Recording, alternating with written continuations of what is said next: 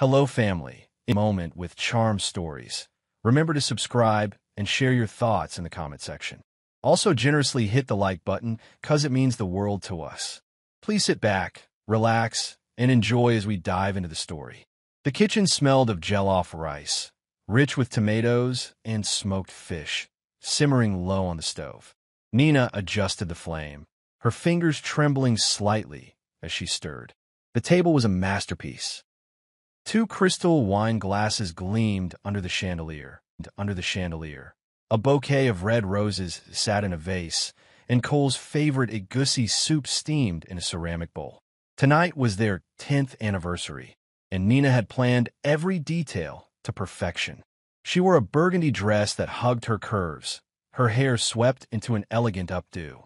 She glanced at the clock. 7:15 p.m. Cole should have been home by now. She lit the candles, their soft flicker casting shadows on the walls.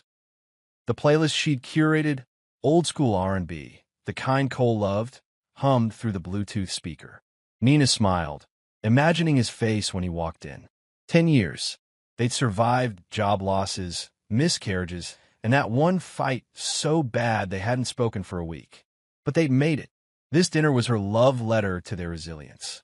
She texted him, "Dinner's ready, love. Can't wait to see you." No reply. She sat at the table, smoothing her dress, her eyes flicking to the door. By 8 p.m., the jollof rice had cooled, and the candles were half-burned. Her phone buzzed, a message from Cole, stuck in traffic. "Don't wait up." Nina's stomach twisted. Traffic? At this hour? She typed a reply, then deleted it. Instead, she poured herself a glass of wine and stared at the empty chair across from the playlist looped back to Luther Vandross, and she turned it off. Silence filled the room, heavy and accusing.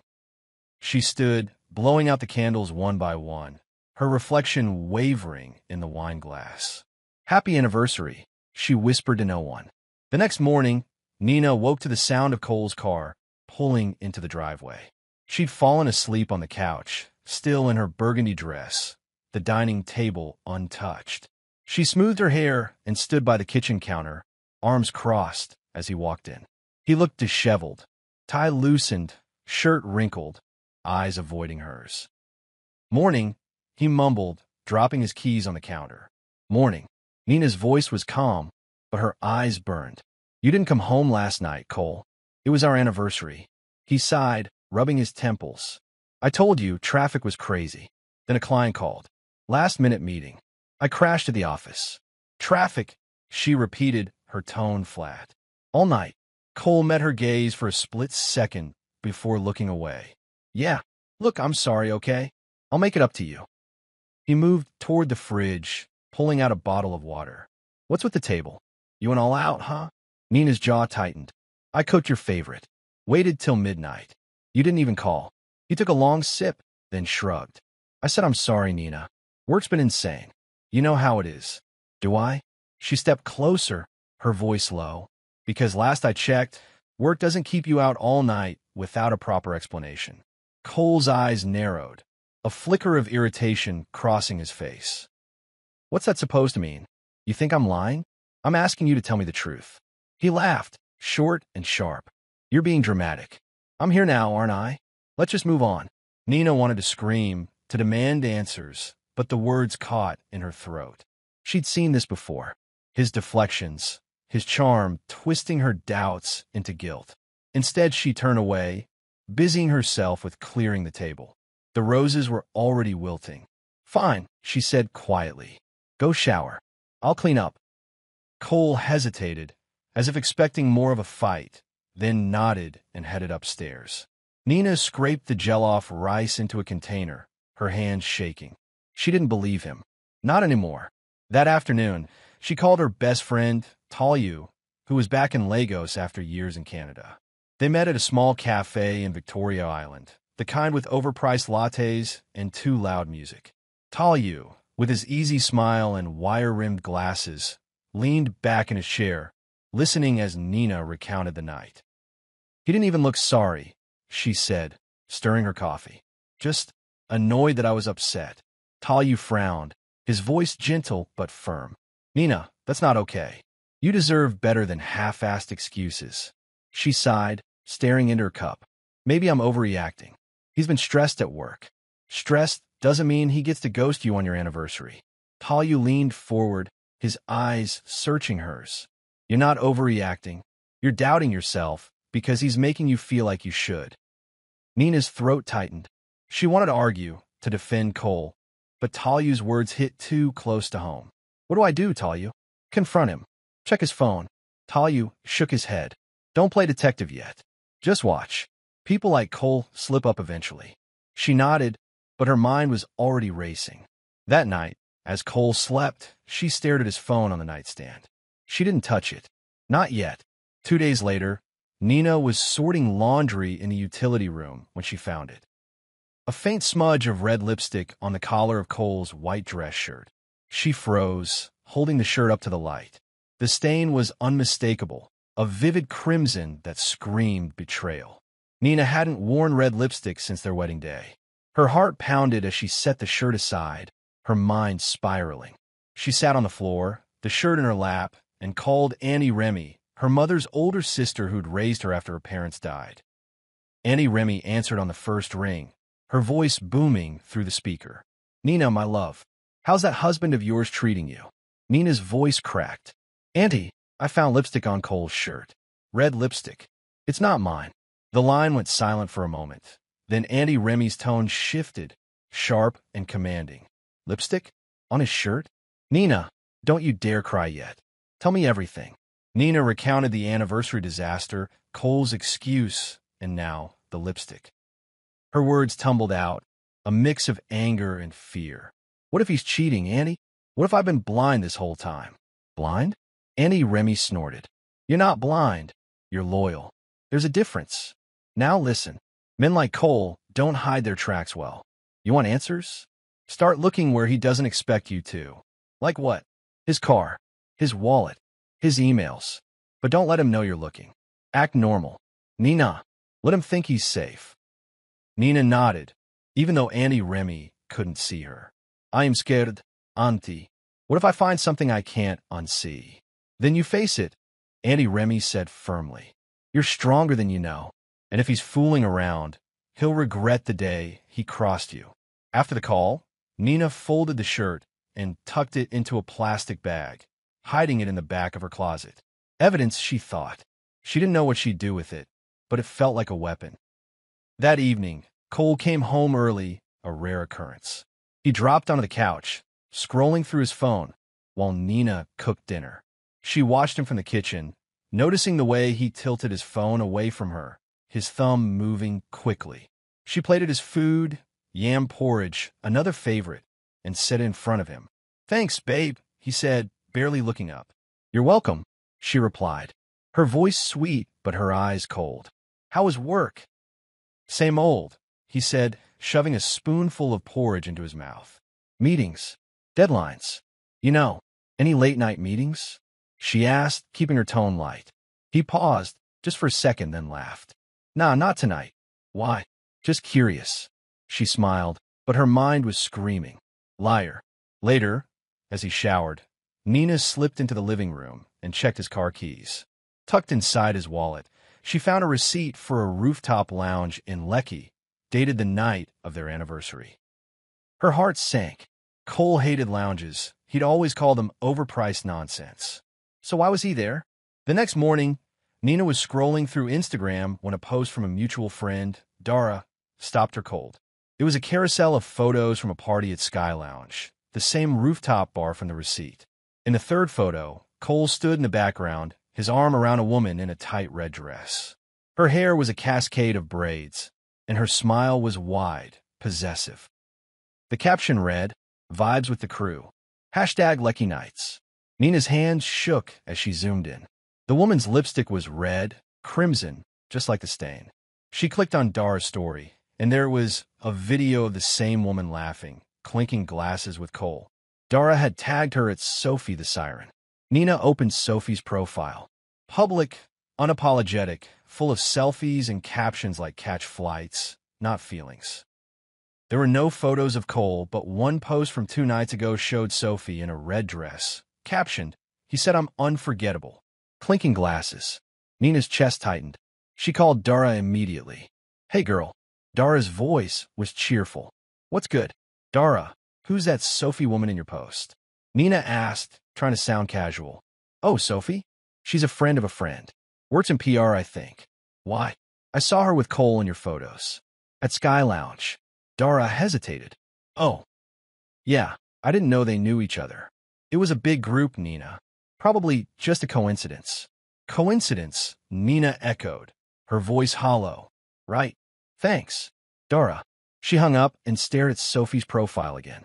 Her finger hovered over the message button, but she didn't press it. Instead, she took screenshots of everything. The photos, the receipt, Sophie's posts. She sent them to Tolu with a single word. Help. Tolu called her within minutes. Nina, are you okay? No, she admitted, her voice breaking. Her name's Sophie. She was with him on our anniversary. There's lipstick, Tolu, on his shirt. Tolu's voice was steady, but there was an edge to it. Listen to me. You don't confront him yet. You don't confront her either. You're smarter than that. Gather everything, every receipt, every message. Then you decide what to do. I don't know if I can do this, she whispered. What if it's true? What if he's with her? Then he's a fool, Tolu said fiercely. And you're going to come out of this stronger. I'm here. Nina, whatever you need. She hung up, her eyes burning with unshed tears. She looked at the dining table, still cluttered with the remnants of her anniversary dinner. The roses were dead now, their petals scattered like broken promises. Nina picked up a petal, crushing it in her fist. She wasn't just hurt, she was angry. And that anger was waking something in her, a fire she hadn't felt in years. The doorbell rang at 10 a.m. Sharp and insistent, cutting through the quiet of Nina's morning. She was in the kitchen, scrubbing the anniversary dinner plates she'd avoided for 2 days, her hands raw from dish soap and suppressed rage. Cole had left for work hours ago, his usual charm replaced by a distracted grunt. Nina dried her hands, smoothed her loose blouse, and opened the door. There stood a woman in a fitted red jumpsuit, her braids cascading over one shoulder, her lips painted crimson. Tofi. Nina recognized her instantly from the Instagram photos, but in person, she was larger than life. Tall, confident, with a smirk that screamed trouble. Nina's heart thudded, but she kept her face neutral. Can I help you? Nina asked, her voice steady despite the storm in her chest. Tofi tilted her head, sizing Nina up. You're Nina, right? Cole's wife? And you are? Nina replied, though she already knew. Tofi. She stepped forward, uninvited, her heels clicking on the tiled floor. We need to talk. Nina's instinct was to slam the door, but something colder, sharper took over. She stepped aside, gesturing to the living room. Come in. Tofi sauntered in, her eyes scanning the space, the framed wedding photo on the wall, the roses wilting on the dining table. She sat on the couch, crossing her legs, her posture screaming ownership. Nina remained standing, arms folded. So Tofi began, her voice dripping with mock sweetness. I thought you should know. Cole's been with me for months. He says your marriage is, what's the word, stale? He's planning to leave you, for me. Nina's breath caught, but she didn't flinch. She studied Tofi's face, the calculated cruelty in her eyes, the way her lips twitched as if savoring Nina's silence. Is that so? Nina said, her tone calm, almost amused. Tofi frowned, thrown off by Nina's lack of tears. Look, I'm not here to play games. He loves me. He's been at my place every night this week, including your little anniversary. Nina's mind flashed to the lipstick, the receipt, Cole's lies. Her anger simmered, but she kept it leashed. You came to my house to tell me this? Why? Tofi leaned forward, her smirk returning. Because I'm not the type to hide. I want you to know where you stand. He's mine now. You can cry about it or move on, but it's done. Nina's eyes narrowed. You're bold, I'll give you that. But if Cole's yours, why are you here, fighting for him in my living room? Tofi's smile faltered. Just for a second. I'm not fighting. I'm warning you. Back off or things get messy. Nina stepped closer, her voice low and dangerous. Messy? Sweetheart, you don't know messy. But you're about to. Before Tofi could respond, Nina's hand moved, swift, instinctive, and a sharp crack echoed through the room. Tofi gasped, clutching her cheek, her eyes wide with shock. Nina's palm stung, but she didn't regret it. Not one bit. "Get out," Nina said, her voice ice cold. "And take your lies with you." Tofi scrambled to her feet, her confidence shattered. "You'll regret this," she hissed. But her voice trembled. She stormed out, slamming the door behind her. Nina stood frozen, her heart racing. She'd never hit anyone before. But as the adrenaline faded, a new resolve settled in. Tofi thought she'd break her. Instead, she'd woken her up. 2 hours later, the doorbell rang again. Nina, still reeling from the confrontation, opened it to find Tofi back on her doorstep, her cheeks still faintly red. This time, her eyes were defiant, but there was a crack in her bravado. "You didn't let me finish," Tofi said, her voice quieter but no less venomous. "I'm not leaving until you hear me out." Nina's first instinct was to shut the door, but something stopped her. Not fear, not weakness. Curiosity.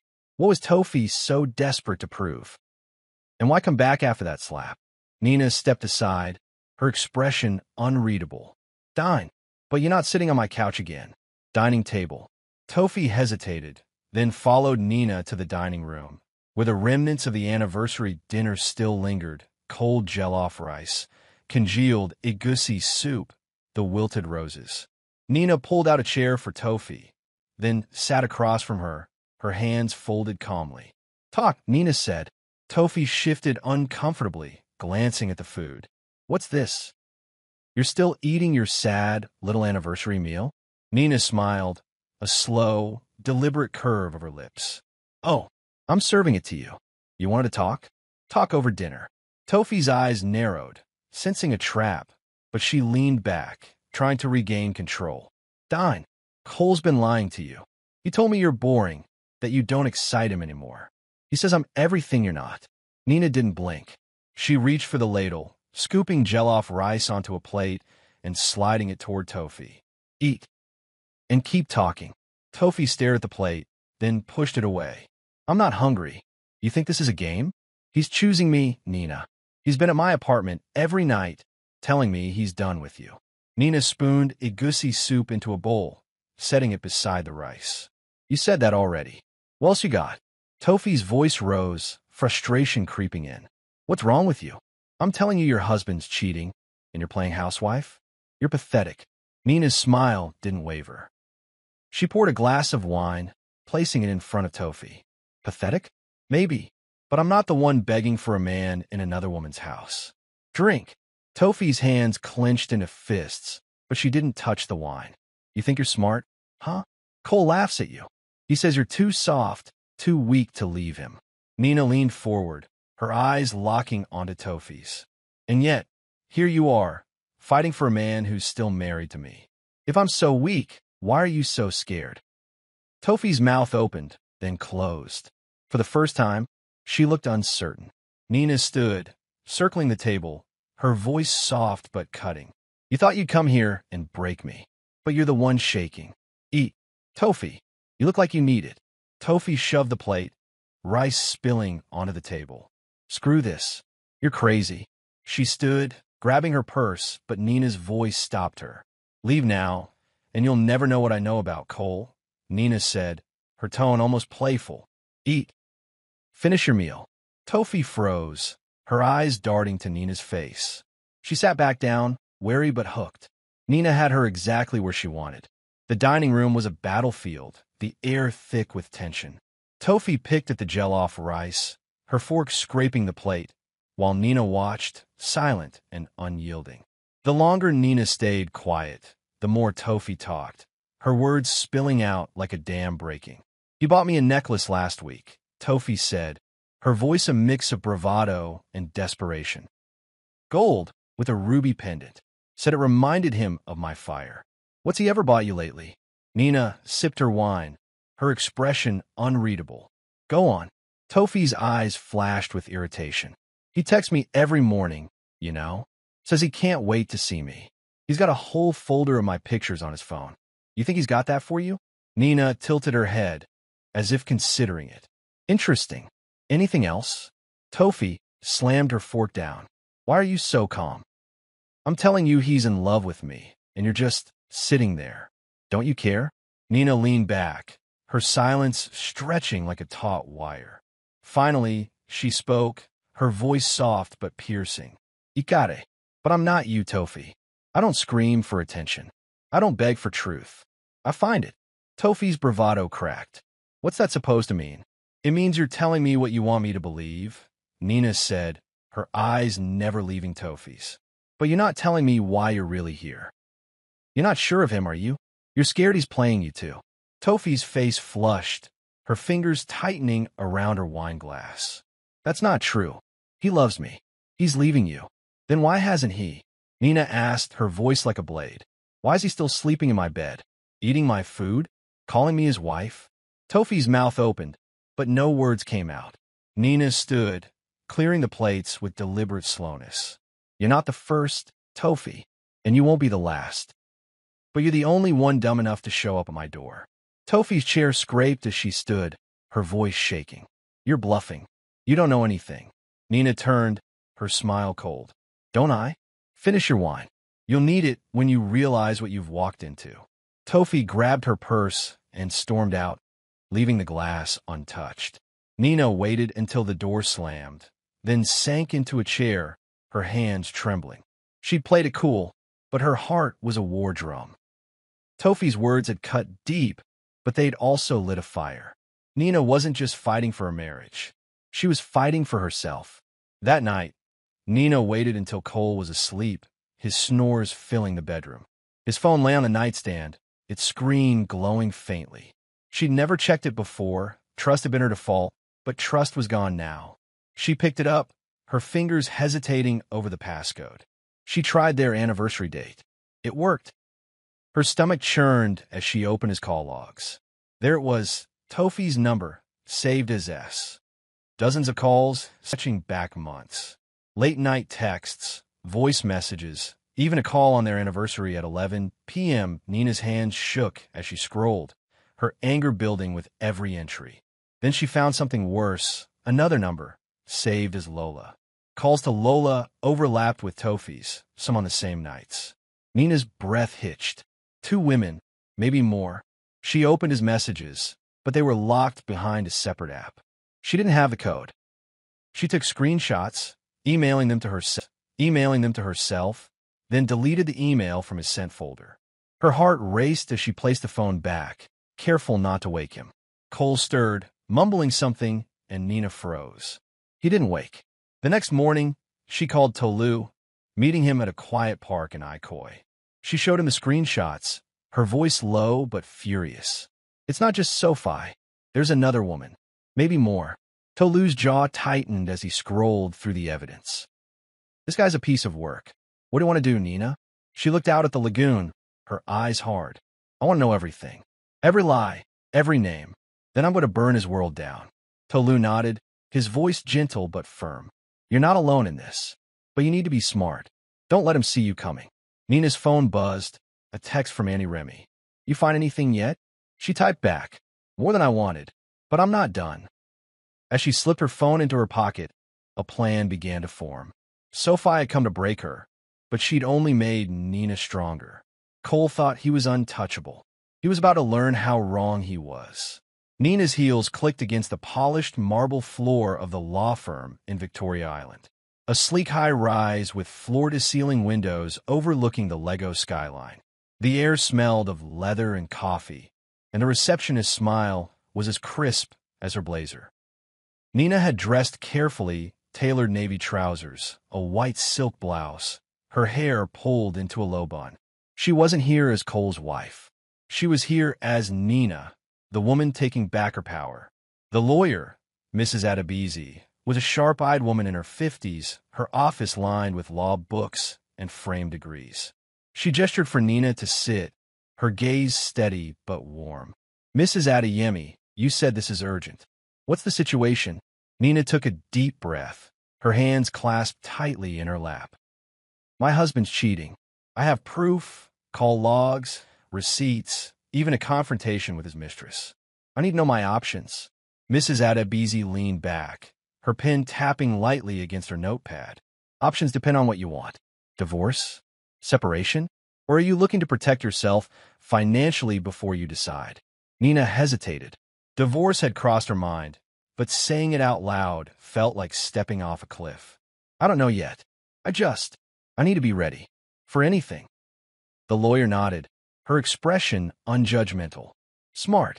Most women come in here emotional, reactive. You're thinking ahead. Let's start with the basics. Assets, what's in your name? Nina's throat tightened. Not much. The house is in Cole's name. The cars, too. I have a joint account with him, but he controls it. Mrs. Adebisi's pen paused. And your income? Do you work? I used to, Nina admitted. I was a copywriter before we got married. I stopped to focus on the family. Cole said he'd take care of everything. The lawyer's lips pressed into a thin line. Classic. He's got you dependent. That's where we start. You need financial independence. Whether you stay or go. Open a separate account. Start redirecting any money you can. Gifts, allowances, anything. Build a safety net. Nina nodded, her mind racing. What about the proof? The mistress showed up at my house. She's bold. Mrs. Adebisi's eyebrows rose. Bold enough to admit the affair? That's useful. Infidelity can strengthen your case in court, especially if you have evidence. But don't confront him yet.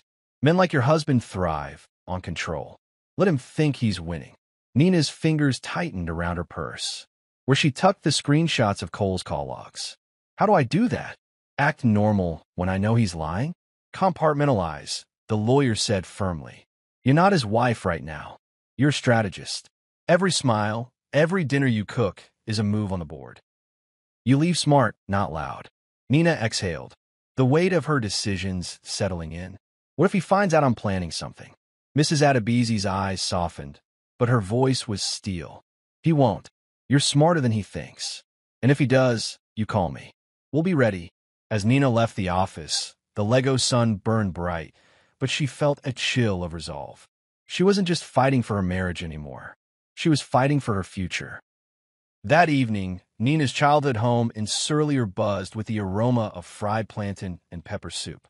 Auntie Remy, her mother's older sister, stood at the stove, her wrapper tied tightly around her waist, her voice booming over the sizzle of oil. Nina sat at the kitchen table, picking at a piece of yam, her mind still spinning from a lawyer's advice. You look like you're carrying the world, Nina, Auntie Remy said, not turning around. Spit out. What's Cole done now? Nina sighed, setting the yam down. I found more proof. He's not just with Sophie. There's another woman. Maybe others. Auntie Remy spun around, her wooden spoon raised like a weapon. Another woman? Jai, this boy has no shame. And you're still in that house. Cooking for him?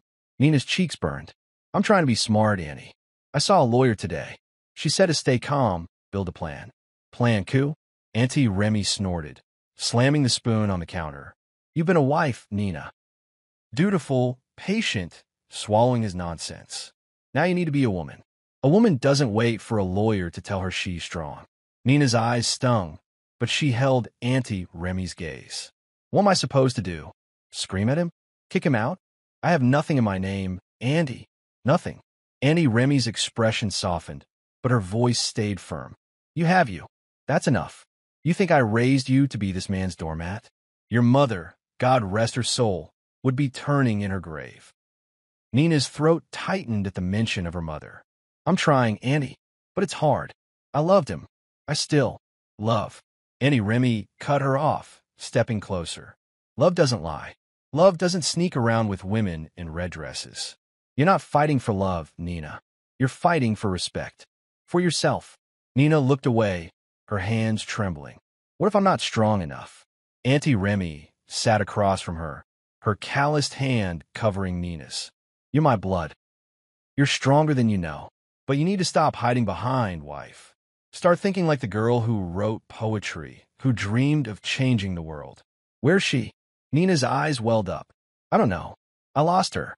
Then find her, Auntie Remy said fiercely. And when you do, Cole won't know what hit him. As Nina left, Auntie Remy pressed a container of pepper soup into her hands. Eat. You'll need strength for the war you're about to wage. Nina drove home, Auntie Remy's words echoing in her mind. She wasn't just Nina, the betrayed wife. She was Nina, the warrior, and she was ready to fight. The next morning, Nina sat at a small bank in Yaba, her palms sweaty as she filled out forms.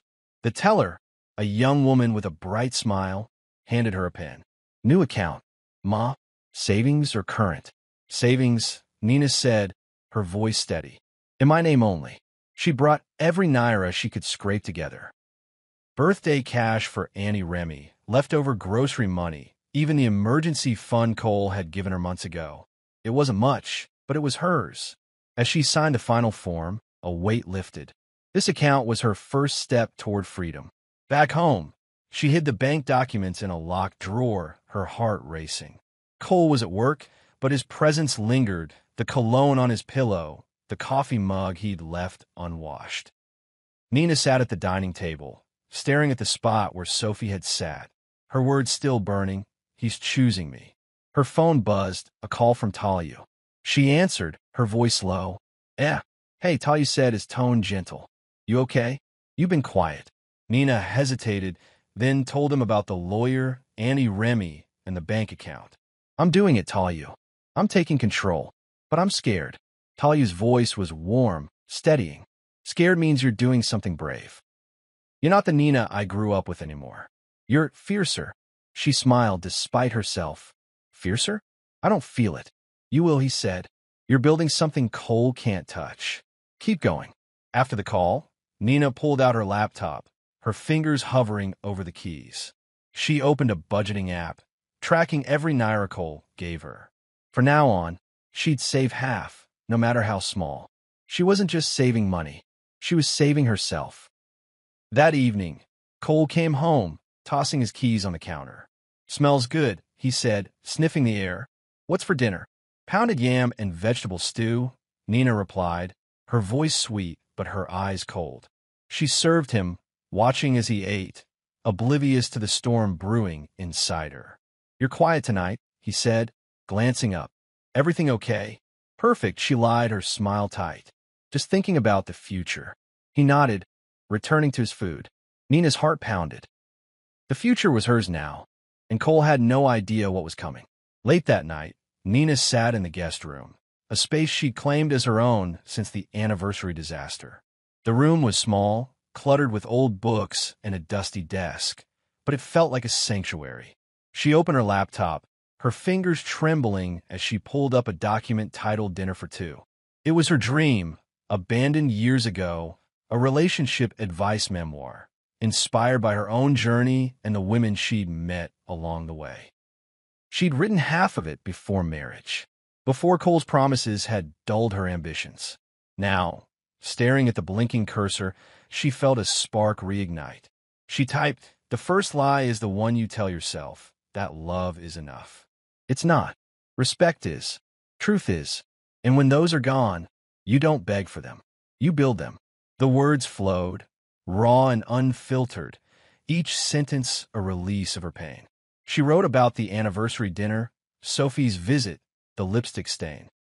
But she also wrote about hope, about the woman she was becoming, the one who refused to break. Her phone buzzed, a text from Tolu. You up? Just checking in. She smiled, typing back up and writing. Remember my book? It's alive again. His reply was instant. That's my girl. Don't stop. The world needs your voice. Nina's eyes stung, but she kept writing, her fingers flying. She wasn't just telling her story. She was reclaiming it. The next morning, she called Auntie Remy, her voice bright with purpose.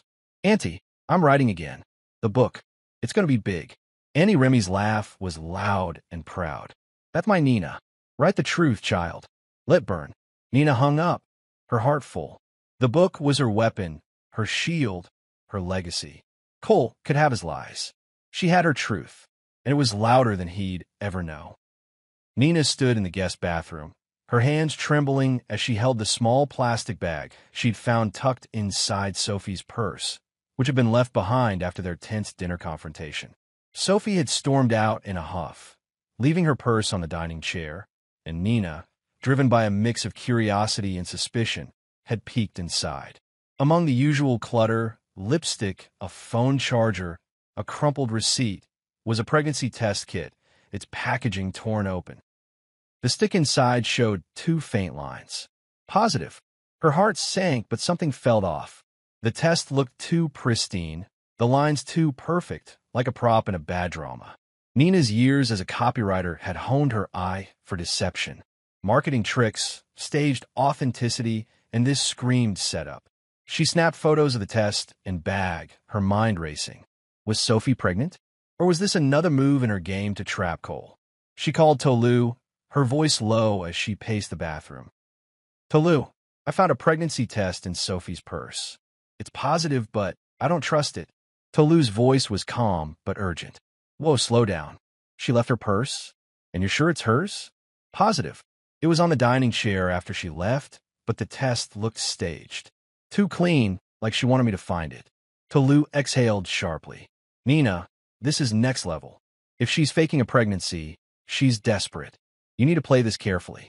Don't confront her yet. Keep the evidence, but act like you know nothing. Nina nodded, slipping the test back into the bag. What if it's real, Tolu? What if Cole's having a child with her?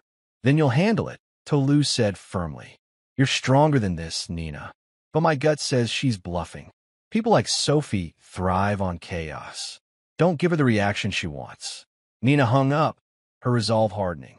She hid the bag in a locked drawer in the guest room, alongside the screenshots and receipts. That evening, Cole came home, his usual charm replaced by a distracted edge. He dropped onto the couch, scrolling through his phone, oblivious to Nina's watchful eyes. Dinner's almost ready, she said, her voice sweet but calculated. You look stressed. Everything okay? Cole grunted, not looking up. Just work. Big project deadlines. Must be tough, she said, stirring a pot of stew. Keeping up with everything.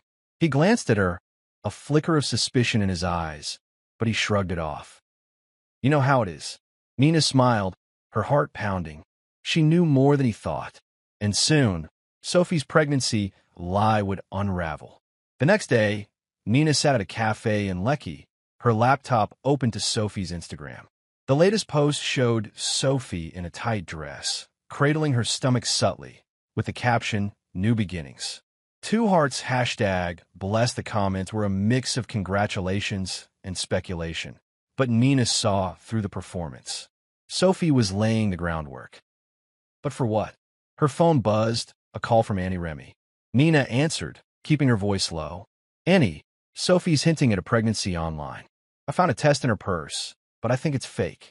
Annie Remy's laugh was sharp and unapologetic. Fake? Chai, this girl is a Nollywood actress. You're sure it's not real? It doesn't add up, Nina said. The test looked too perfect, and she's pushing this narrative too hard. I think she's trying to force Cole's hand. Annie Remy's voice turned serious. Listen, Nina, a woman like that doesn't play fair. If she's lying, she's dangerous. If she's not, you still need to protect yourself. What's your next move? I'm watching, Nina said, her eyes on Sophie's post. I've got photos of the test. If she's bluffing, I'll catch her. That's my girl, Andy Remy said. But don't just watch. Strike. Find out what Cole knows. He's the weak link. Nina hung up, her mind buzzing. That night, she tested Cole. Casual, but deliberate. As they ate dinner, fried rice and chicken, she dropped a baited question. You ever think about kids again, Cole? After everything, Cole froze, his fork halfway to his mouth. Kids. Why are you bringing that up now? Just wondering, she said, her tone light. You used to talk about a big family. Change your mind. He shifted uncomfortably, his eyes avoiding hers. Nah, just not the right time. Work's crazy, you know. She nodded, sipping her water, her smile masking her fury. His reaction screamed guilt. He knew something about Sophie's pregnancy, real or not. Later, Nina texted Tolu. Cole's nervous. He knows about the pregnancy. I am digging deeper. Tolu replied. Be careful, Nina. If Sophie's lying, Cole's in on it. Don't tip your hand. Nina's fingers tightened around her phone. Sophie and Cole thought they were playing her. They were about to learn how wrong they were. Nina's next move was bold, fueled by a fire she hadn't felt in years. Cole worked as a senior manager at a logistics firm, his charm and connections masking his sloppy ethics. She'd overheard enough late-night calls to know he wasn't above cutting corners. If she could hit him where it hurt, his career, she'd shake his confidence and expose his lies. She spent the morning researching anonymous tip lines for corporate fraud. Cole's firm had a whistleblower portal, and Nina crafted a careful email detailing vague but plausible accusations, inflated invoices, unreported expenses, favoritism in contracts. She didn't need proof yet, just enough to spark an investigation. She used a burner email created at an internet cafe to avoid traceability and hit send. Her heart raced as the confirmation popped up. She'd crossed a line, but felt right. Cole's lies had consequences, and she was done being the only one hurt. That afternoon, she met Tolu at a quiet park in Okoye, the lagoon's breeze cooling her nerves. She told him about the tip, her voice low but steady. I sent an anonymous report to his company. They'll audit him. If he's clean, fine. If not, he's done. Tolu's eyes widened, but a slow grin spread across his face. Nina, you're savage. This is brilliant, but risky. What if they trace it back to you? They won't, she said, her jaw tight. I cover my tracks. And Cole's been careless. I've heard him on calls, promising deals to people he shouldn't. Tolu leaned back, studying her. You're not just fighting for yourself anymore, are you? This is about justice. It's about truth, Nina said, her eyes fierce. He thinks he can lie to me, to Sophie, to everyone. I'm going to show him what happens when you play with fire. Tolu nodded, his voice soft. Just promise me you'll stay safe. Cole's not the type to go down quietly. She smiled, a mix of gratitude and determination. I'm ready for him. That evening, Cole came home late, his face pale, his tie loosened. Rough day, he muttered, collapsing onto the couch. Nina handed him a glass of water, her voice sympathetic. What happened? He rubbed his temples, his voice tight. Some idiot sent an anonymous tip to corporate. They're auditing my department. Total nonsense. But it's a mess. Nina's heart skipped, but her face stayed neutral. That sounds stressful. You'll be fine, though. You always are. He grunted, not noticing the steel in her eyes. Nina turned back to the kitchen, her smile hidden. The audit was just the beginning. The next morning, Nina woke to a text from Tolu. I'm back in Lagos for good. Coffee today. Need to see you. Her heart lifted. Tolu had been her rock through the storm, his steady presence a reminder of who she was before Cole's lies. She agreed to meet at a cozy cafe in Victoria Island, its walls lined with local art, the air thick with the scent of espresso. Tolu was already there, his wire-rimmed glasses glinting in the sunlight, his smile warm but tinged with concern. He stood to hug her, his embrace lingering just a moment longer than usual. You look different, he said, studying her as they sat. Stronger. Nina laughed, brushing her hair behind her ear. Stronger? I feel like I'm barely holding it together. No, Tolu said, his voice earnest. I see it. The Nina I grew up with, she's back. The one who never backed down from a fight. She blushed, sipping her latte to hide her nerves. Thanks, Tolu. I needed that. It's been a lot. He leaned forward, his eyes searching hers. Tell me, the audit, Sophie, the pregnancy thing. What's going on? Nina recounted everything. The fake test, Sophie's Instagram post, Cole's nervous reaction, the anonymous tip. Tolu listened, his jaw tightening with every detail. When she finished, he shook his head, a mix of admiration and worry in his eyes. You're playing chess while they're playing checkers, he said. But Nina, this is dangerous. Sophie's unhinged, and Cole's desperate. If they figure out you're behind the audit. They won't, she said, her voice firm. I'm careful, and I'm not. Stopping. Cole, maybe years. I deserve the truth. Tolu reached across the table, his hand brushing hers. You do, but you don't have to do it alone. I'm here, Nina, not just as a friend. Her breath caught, her eyes meeting his. There was something new in his gaze, something that had always been there, but she'd never let herself see. Tolu. He pulled back, a shy smile breaking the tension. Sorry, bad timing. Just know I've got your back, okay? She nodded, her heart racing. Her heart racing. I know, and I'm glad you're back. As they left the cafe, Tolu walked her to her car, his presence a quiet anchor. Whatever happens next, he said, you're not just surviving this. You're winning. Nina drove home, Tolu's words echoing in her mind. She wasn't just fighting Cole and Sophie. She was fighting for the woman she'd forgotten how to be. And with Tolu by her side, she felt unstoppable. The Lego sun blazed over Victoria Island, casting sharp shadows on the glass facade of Cole's logistics firm. Nina sat in her car across the street, her sunglasses low, her heart pounding with a mix of anticipation and dread. She'd heard whispers from a mutual friend that Sophie was planning something big, a public confrontation to claim Cole. Nina wasn't here to stop it. She was here to watch it implode. At 2 p.m., Sophie arrived, her red heels clicking furiously on the pavement. She carried a manila envelope, her face set in a mask of determination. Nina recognized the look. Sophie was done playing subtle. She stormed into the building, and Nina followed at a distance, slipping into the lobby unnoticed. The receptionist, flustered, tried to stop Sophie, but she pushed past, her voice echoing through the open-plan office. Cole, Adeyemi. Where are you? Sophie shouted, drawing gasps from employees. Heads turned, phones emerged, and Nina lingered near a potted plant, her phone recording discreetly. Cole emerged from his office, his face pale, his tie askew. Sophie, what the hell are you doing here? Sophie thrust the envelope at him, her voice trembling with rage. You think you can ghost me? After everything? I'm pregnant, Cole, and you're going to own up to it. Right now, in front of everyone. The office went silent, the air thick with shock. Cole's eyes darted around, landing on curious coworkers, then back to Sophie. You're lying? He hissed, his voice low but audible. This is nonsense. Sophie ripped open the envelope, pulling out a printed ultrasound image and waving it like a flag. Nonsense. This is your child. You promised me a future, and now you're hiding behind your boring little wife? Nina's stomach twisted, but she stayed still, her phone capturing every word. The ultrasound looked convincing, but she remembered the pristine pregnancy test in Sophie's purse. Too perfect, too staged. This was theater, and Sophie was the star. Cole stepped closer, his voice a dangerous growl. Get out, Sophie. You're embarrassing yourself. Embarrassing? Sophie laughed, shrill and unhinged. You're the one who's finished. I've got texts, voicemails, receipts.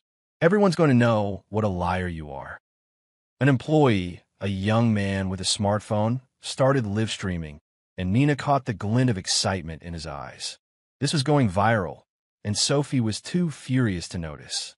The receptionist called security, but Sophie kept ranting, her voice cracking as she threw the ultrasound at Cole. You think you can play me? She screamed. I'm not Nina. I don't sit quietly while you lie. Nina's jaw tightened at the mention of her name, but she didn't move. Cole grabbed Sophie's arm, trying to steer her toward the exit, but she yanked free, shoving him. Don't touch me. You're done, Cole. Security arrived, two burly men who gently but firmly escorted Sophie out. She fought them, her screams echoing as she was led to the street. Cole stood frozen, his face a mask of panic, as whispers spread through the office. The live stream was already racking up views, and Nina slipped out, her heart racing with grim satisfaction. Sophie had lit the match, but Nina had set the stage. That evening, Nina prepared the dining table with surgical precision. The candles were lit, the jollof rice was fresh, and the agusi soup steamed in a ceramic bowl, a cruel echo of their ruined anniversary dinner. But this wasn't a celebration. It was an execution. She'd packed Cole's clothes into suitcases, stacked neatly by the door, and placed a single house key on the table. Tonight, she'd end this charade. Cole walked in at 8 p.m. His face haggard, his suit wrinkled from the day's chaos. He froze at the sight of the table, then noticed the suitcases. Nina, what's going on? Sit, she said, her voice calm but unyielding. Dinner's ready. He hesitated, his eyes flicking to the suitcases, then sat, his movements wary. What's this about? You saw the video, didn't you? Sophie's crazy. Nina. She's lying about the pregnancy. Nina, serve him a plate, her hand steady. Eat. We'll talk. Cole picked at the rice, his fork scraping the plate. You don't believe her, do you? She's obsessed. Try to ruin me. I'm handling it. Nina sat across from him, her eyes cold. Handling it? Like you handled our anniversary? Or the lipstick on your shirt? Or the calls to Sophie? And Lola? Cole's fork stopped midair, his face draining of color. Lola, what are you talking about? Don't, Nina said, her voice ablaze. I've seen your call logs. I know about Sophie, Lola, the lies. I know you were at Sky Lounge when you said you were stuck in traffic. I know everything, Cole. He leaned back, his charm crumbling. Nina, listen, it's not what you think. Sophie's a mistake, okay? I was stressed. She came on to me. Stop. She cut him off, her voice rising for the first time. You don't get to lie anymore. Sophie showed up here, Cole, in our home. She sat at this table, told me you were leaving me. And you let her believe it. Cole's mouth opened, then closed. He rubbed his face, his voice desperate. I messed up. Nina, I'm sorry. I'll end it with her. We can fix this. Nina laughed, a sharp, bitter sound. Fix this? You think I'm the same woman who waited for you on our anniversary? That woman's gone. This dinner isn't for us. It's foreclosure. She stood, pointing to the suitcases. Your things are packed. The keys on the table. You're done here. Cole's eyes widened. Panic setting in. Nina, please, don't do this. I love you. We got 10 years. 10 years of lies, she snapped, her voice shaking with fury. You don't love me. You love control. But I'm not your pawn anymore. Get out. He stood, his hands raised in surrender. Let's talk, okay? Just give me a chance. There's nothing left to say, she said, her voice steady again. Leave, or I call security. Like they did for Sophie. Cole stared at her, seeing the steel in her eyes, and deflated.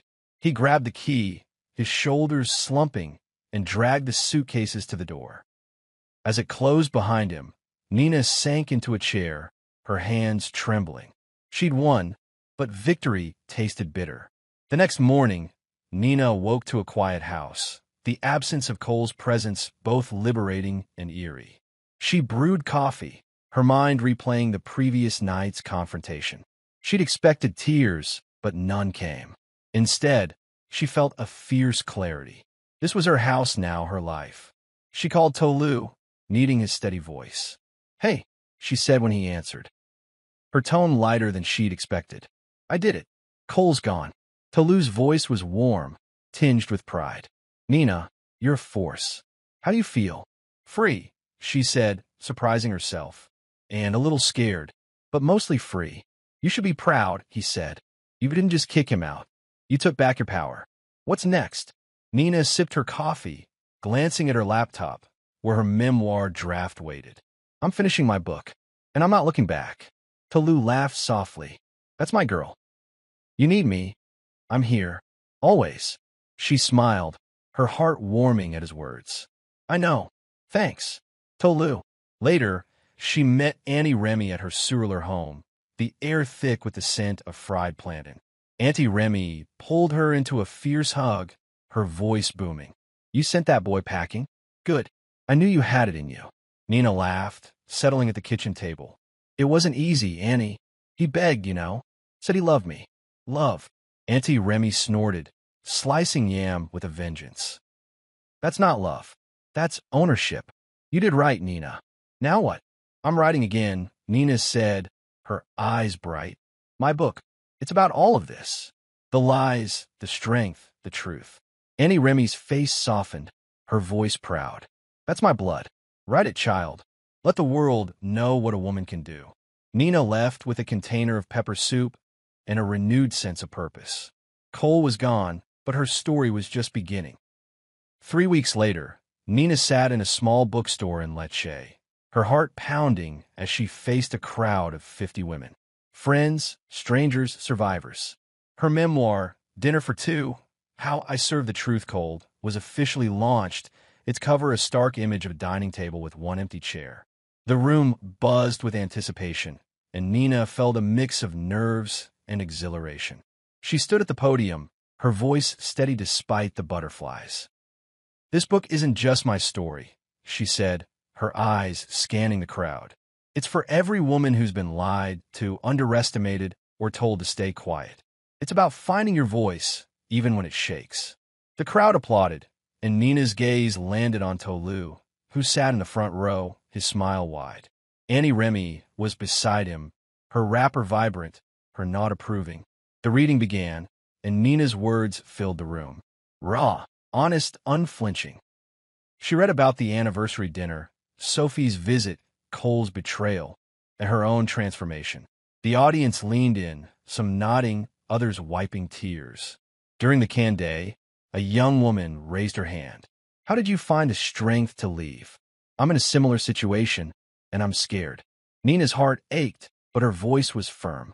"Fear is normal. I was terrified, but strength isn't the absence of fear, it's acting anyway. Start small. Save money, find support, make a plan. You're stronger than you know." The woman nodded, tears in her eyes, and the room erupted in applause. After the signing, Tolu approached, holding a copy of her book. "You were incredible," he said, his voice soft. "This is bigger than you, Nina. You're changing lives." She blushed, clutching her pen. "I just told the truth. And that's enough," he said, his eyes holding hers. "I'm proud of you." Annie Remy joined them, her voice booming. "Nina, you started a fire. This book will shake Lagos." Nina laughed, her heart full. The launch was a triumph, but more than that, it was a declaration. She wasn't just surviving Cole's betrayal. She was thriving, and the world was listening. The Lagos skyline glittered through the window of Nina's new apartment, a modest but cozy space in Lekki she'd rented with her book advance. It had been a month since Cole's departure, and the city buzzed with the fallout of his unraveling. Nina sipped tea at her kitchen counter, scrolling through her phone, when a news alert pinged. Logistics executive fired amid fraud scandal. Cole's name was in bold. The article detailed his termination after the audit Nina had triggered uncovered inflated contracts and unauthorized expenses. His reputation, once polished by charm, was in tatters. Social media was merciless. Posts on X mocked his downfall, with clips of Sophie's office meltdown resurfacing for viral laughs. Nina's lips curved into a grim smile. She hadn't just left him, she'd dismantled his world. Her phone buzzed, a call from Tolu. "You see the news?" he asked, his voice a mix of awe and amusement. "Cole's finished. Job gone, reputation trashed. You okay?" Nina leaned back, her eyes on the city lights. "I'm satisfied. Does that make me cruel?" "Nah," Tolu said, chuckling. "It makes you human. He built his castle on lies. You just pulled the right brick." She laughed softly, her heart lighter. "Thanks, Tolu, for everything. I wouldn't have made it through without you." "Anytime," he said, his tone warm. "You're killing it, Nina. The book's trending, and now this? You're unstoppable." After the call, Nina opened her laptop, checking her book sales. Dinner for Two was climbing bestseller lists, fueled by women sharing their own stories of betrayal and triumph. But the real blow came later that day, when a mutual friend texted, "Sophie dumped Cole. Moved to Abuja with some new guy. And the house is up for sale. He can't afford it." Nina stared at the message, her tea growing cold. Cole had lost his job, his mistress, and now his home, all in a week. She'd expected to feel triumph, but a pang of pity crept in. She pushed it away. He'd made his choices. She made hers. That evening, Annie Remy called, her voice booming. "Nina, you hear? Cole's begging on the streets now. Practically. That's what he gets for playing with my girl." Nina smiled, stirring her tea. "Not quite the streets, Annie. But he's down. Way down. Good." Annie Remy said, unapologetic. "Now you keep rising. Your book's making waves. Child, don't stop." "I won't," Nina promised, her resolve firm. Cole's fall was his own doing. Her rise was hers. 6 months later, Nina stood on a stage in Johannesburg, the lights of the Global Women's Empowerment Conference dazzling her eyes. Her memoir had gone international, translated into 3 languages, and she'd been invited as a keynote speaker. The auditorium was packed, hundreds of women, Their faces a mosaic of hope and resilience, waiting for her story. She gripped the podium, her voice steady but charged. I was a wife who waited, she began, her words echoing. Waited for love, for truth, for respect. But waiting didn't save me. Action did. I wrote my pain into power, and you can too. The crowd roared, their applause shaking the room. Nina's heart swelled as she shared her journey. The anniversary betrayal, Sophie's audacity, Cole's lies, and her own transformation. She ended with a call to action. Your story isn't your shame. It's your strength. Tell it. Backstage, Tolu waited, his grin wide as he handed her a bottle of water. You on that stage, Nina. I'm serious. You had them in tears, then cheering. Your movement. Nina laughed, wiping sweat from her brow. A movement. I'm just telling the truth. And that's why it works, he said, his eyes soft. You're not just inspiring them. You're showing them how. A conference organizer approached, a sharp woman in a tailored suit. Ms. Adeyemi, your speech was phenomenal. We'd love to feature you at our New York event next year. Interested? Nina's eyes widened, her pulse racing. New York? Absolutely. Thank you. As the organizer walked away, Tolu nudged her. New York, huh? You're global now. Cole's probably crying into his beer somewhere. Nina smirked, but her mind was on the future. The conference had connected her with women from Nairobi to London, their stories mirroring hers. She wasn't just a survivor. She was a catalyst. That night, she posted on X. From a broken dinner to a global stage. Your pain is your power.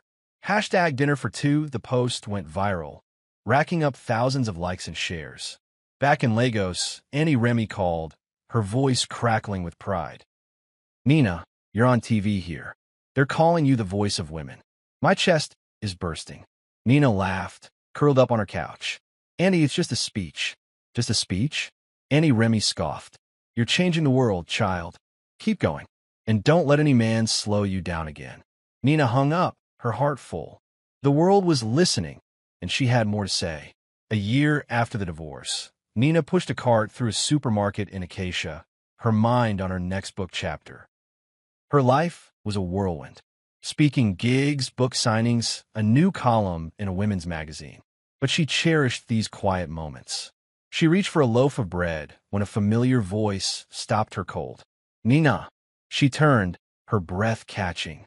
Cole stood there, his once crisp suit replaced by a faded polo and jeans, his face gaunt, his eyes heavy with shame.